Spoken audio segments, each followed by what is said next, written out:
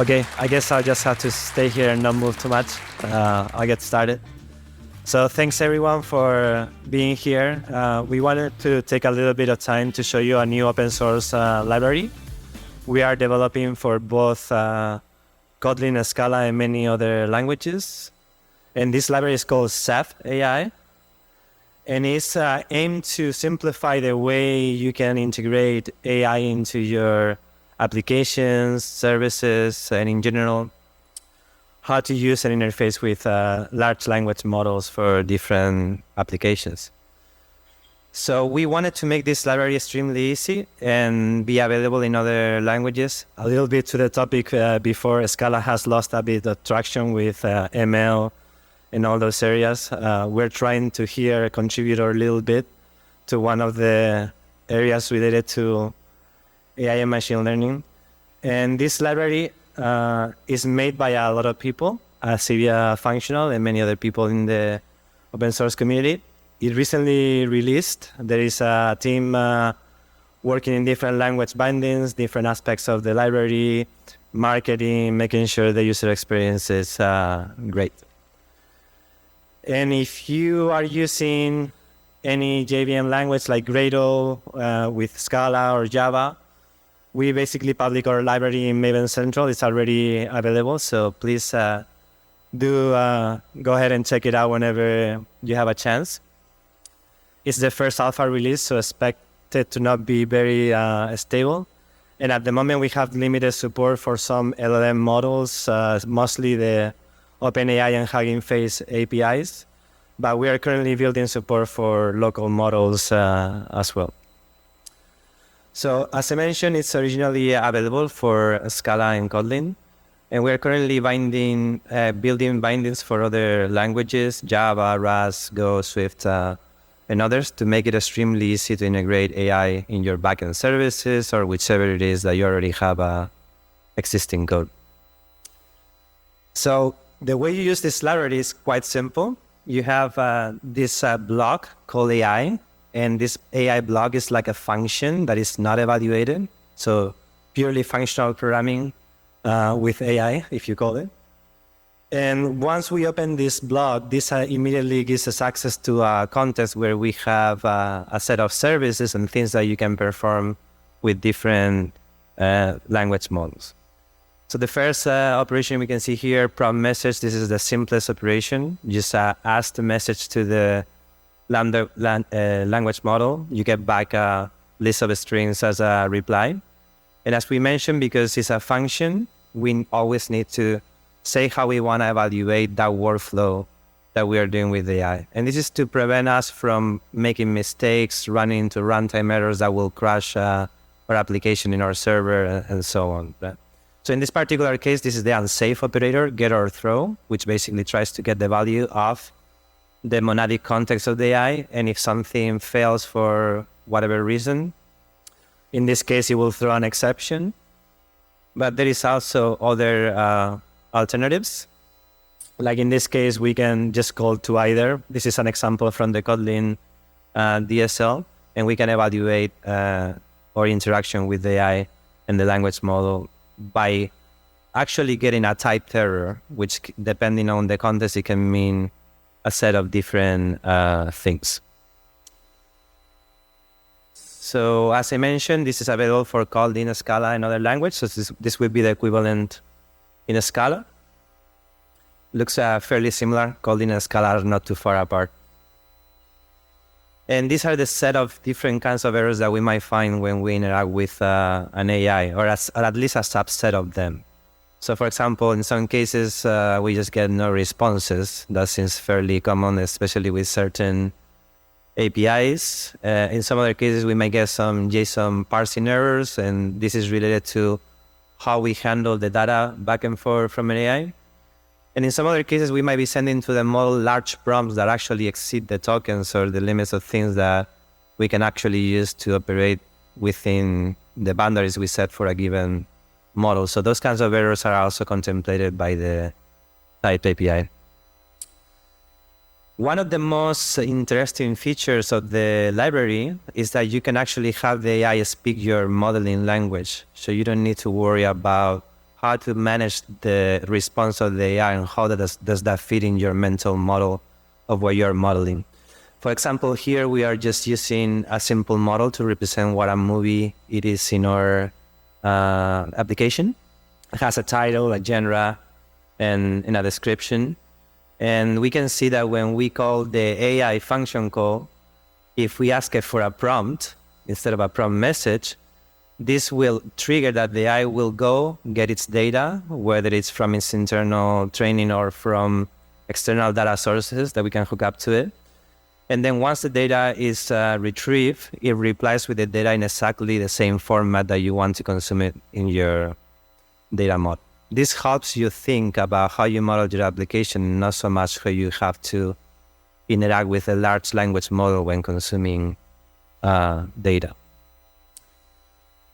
Another thing that is a little tiny feature of the library has this notion of prompt templates. It allows you to create these prompts with input and output variables, which you can chain together, much in the same fashion as you see if you're coming from Python with the langchain library in Python. So there's like these kinds of utilities that help you organize and model your prompts and compose them together.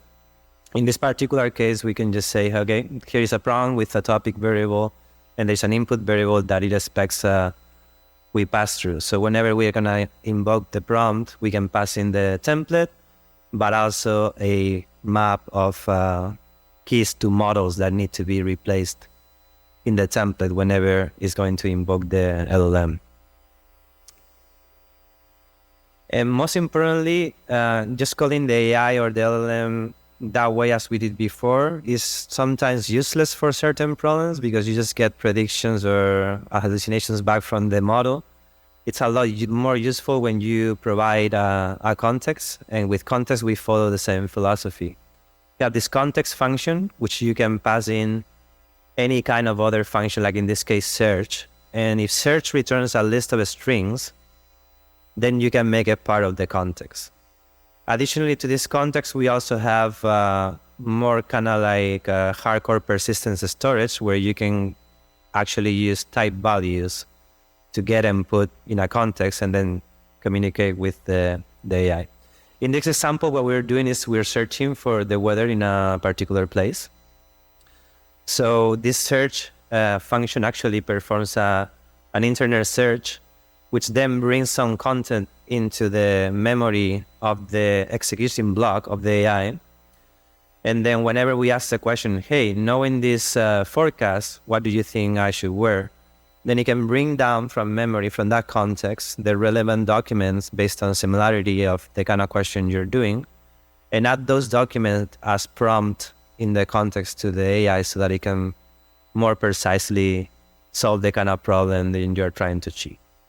And as we mentioned, because AIs are kind of monadic blocks that contain the context and the memory and dependencies, it also means that we can compose them together. So if we had two AI blocks like that one, and we fuse them or we execute another AI block within that one, then immediately inherits all of the context around it, much in the same way structured concurrency works in many languages. Besides the local context that I just showed you for the previous one, we have implementations where you can replace and plug and play other kinds of storages that are more capable than just a local memory. Like in this particular case, you can use the Lucene Apache index to store your vector stores and kind of information before you talk to the model. We also support PostgreSQL in the vector store. And we have other kinds of utilities for loading data and enhancing your context from different data sources. Like in this case, for example, here is a URL.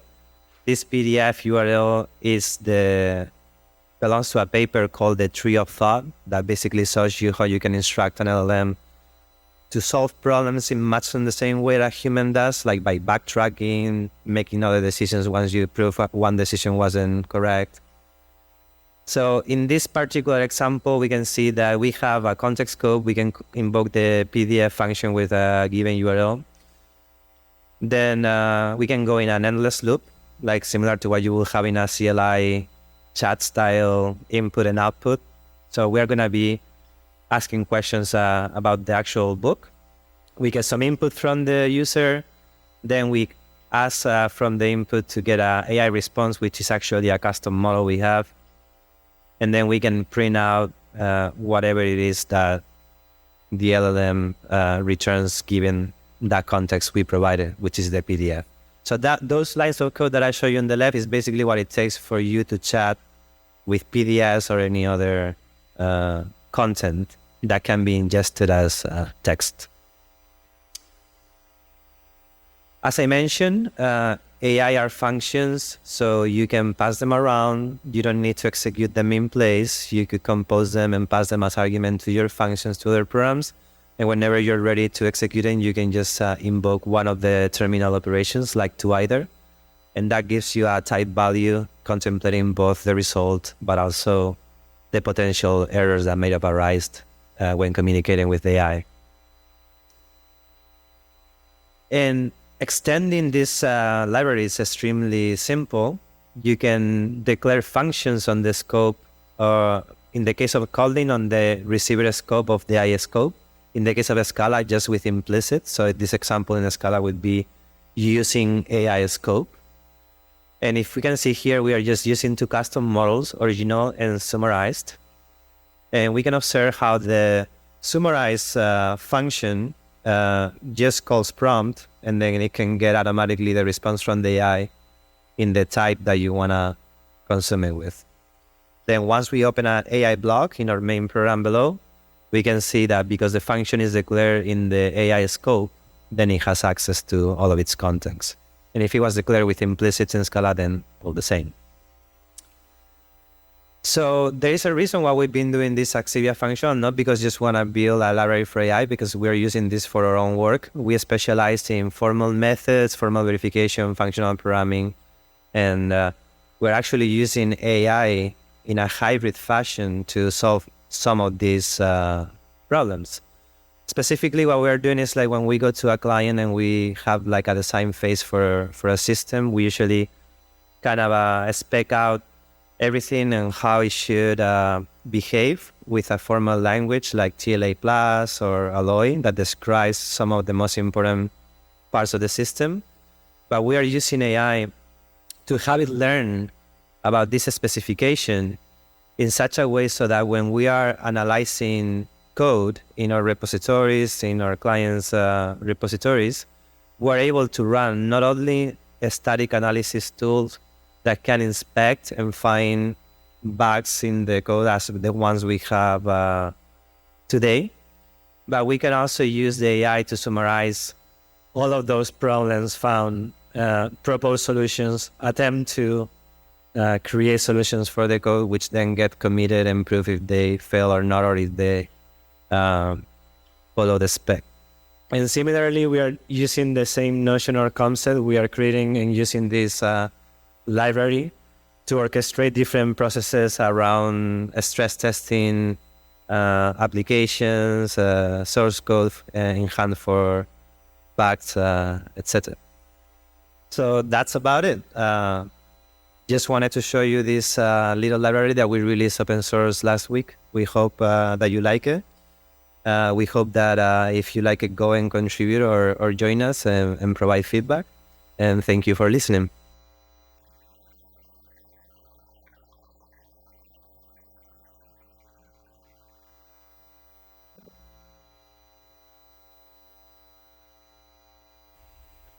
Okay, hello. Questions?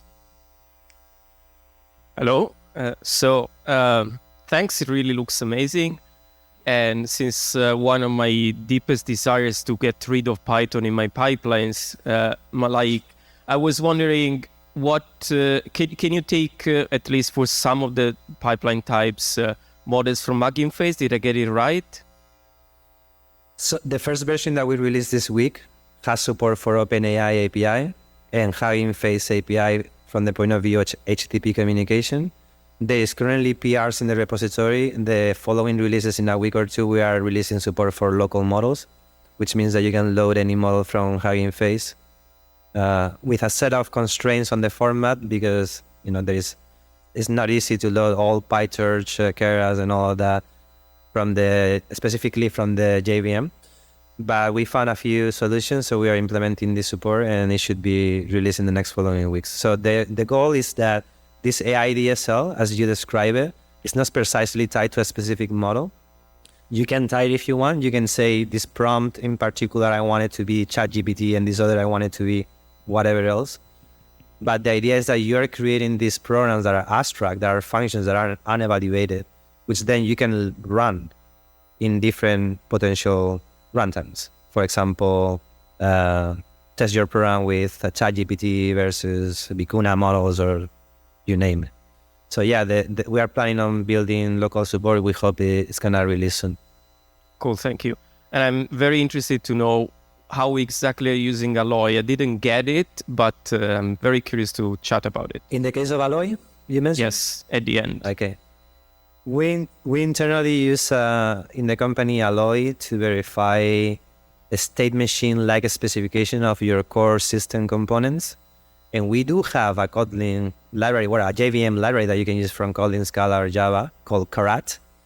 This library allows you to use domain modeling like the one I show here today with an Alloy DSL. And then you can, it's a hybrid kind of model. You can combine both your models for your own purpose in your program, but you can symbolically run that piece of the software with Alloy to find all the error states or things that you didn't relate properly. So we are actually having the AI learn about Alloy and about all these tools. And once we run the tools statically, we have the AI go and try to provide fixes, recommendations, summaries, all kinds of stuff. Right. More questions?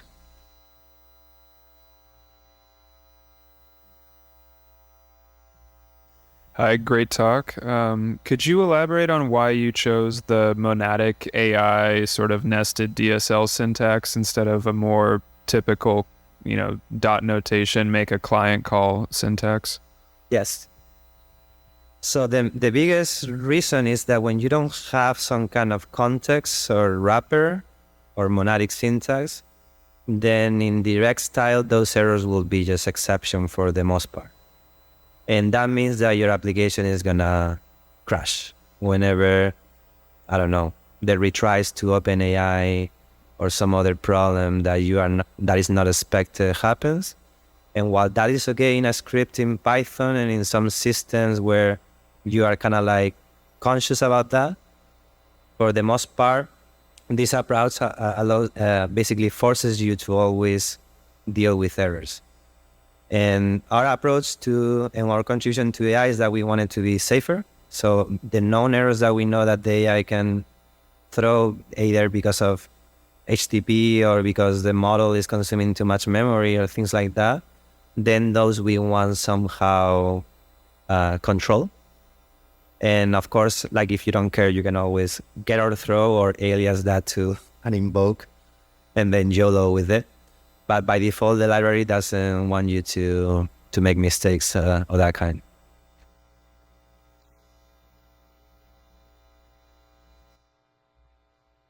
All right. Any other question? Well, thank you so much. And if you have any other questions, I'll be around and during the conference and so on. Thank you.